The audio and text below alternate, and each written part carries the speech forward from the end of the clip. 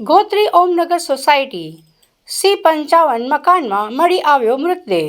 વડોદરાના ગોત્રી વિસ્તારમાં આવેલી ઓમનગર સોસાયટીના મકાન નંબર C55માંથી આજે એક યુવાનનો મૃતદેહ મળી આવતા અરેરાટી વ્યાપી ગઈ હતી। મૃતકની ઓળખ સુરજ સુધાકર નાયર તરીકે થઈ છે, જેની ઉંમર આશરે 30 વર્ષ હોવાનું જાણવા મળ્યું છે।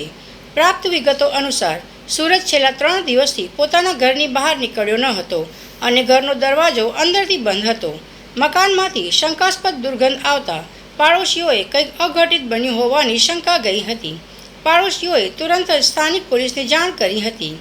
પોલીસ તપાસમાં જાણવા મળ્યું છે કે મૃતક સુરજ નાયર નંદેસરીની એક ખાનગી કંપનીમાં નોકરી કરતો હતો અને અહીં એકલવાયુ જીવન જીવતો હતો।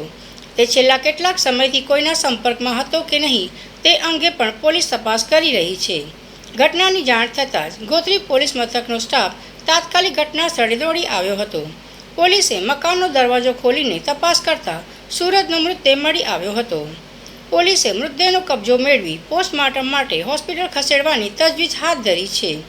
યુવાનનું મોત કુદરતી છે, બીમારી કારણે છે કે પછી આપઘાત, તે દિશામાં પોલીસે તપાસના ચક્રો ગતિમાન કર્યા છે। શહેરના પોશ ગણાતા ગોત્રી વિસ્તારમાં એક યુવાનના આ રીતે થયેલા રહસ્યમય મોતથી અનેક સવાલો ઊભા થાય છે। પોસ્ટમોર્ટમ રિપોર્ટ આવ્યા બાદ જ મોતનું સાચું કારણ સ્પષ્ટ થશે। ગોકુલ પાર્ટી પ્લોટ સામે ઓમ હાઉસિંગ સોસાયટીમાં રહેતો સૂરજ નાયર કરીને છોકરો છે। એ મારો માસીનો છોકરો લાગે। એ કયા કારણથી એક્સપાયર થયો ખબર નથી। 3 દિવસથી આમ હાલતમાં છે એવું મને દુકાનવાળાએ કીધું કે સ્મેલ આવે છે ઘરેથી અને કોઈ ખખડાઈએ છે તો કોઈ જવાબ નથી હાલતો। તો એ જાણ મળતા અમે અહીંયા આવ્યા છે અને પોલીસને તાત્કાલિક એ બાજુવાળાએ જાણ કરેલી છે।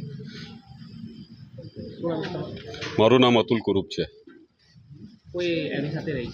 ના એકલો જ રહે છે, મા બાપ બંને ગુજરી ગયા છે।